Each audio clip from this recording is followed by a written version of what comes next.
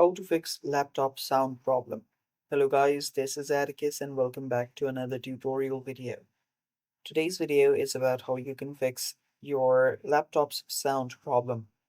Now, if your laptop is just not working correctly, your sound is not proper, sometimes it's too low and you can't hear it properly and stuff like that. If that's your problem, this video is for you. Now, before I teach you guys the fix for it, if you're new to our channel, head down below and hit the subscribe button so you don't miss out on our future videos.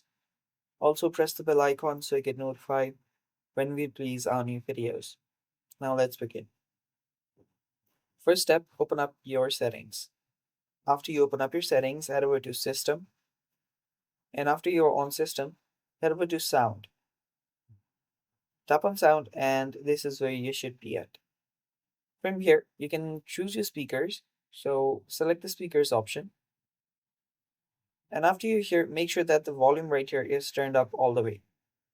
Also, under the format, choose this and set it to the highest frequency that you have. For me, it's on this is the only option I've got, but for you, if there is a higher option, select that. After you've done that, you can also can check out this audio enhancements stuff, which you can turn off. Turn off your audio enhancements or any other type of enhancements that you have. After that, let's go back to sound here. And right here, you can see that you can choose which speakers you want to play with. So here, make sure that you have the speakers of your PC. Choose that. And after you've done that, scroll down, you'll find this option that says More Sound Settings. Tap on that, and this should open up.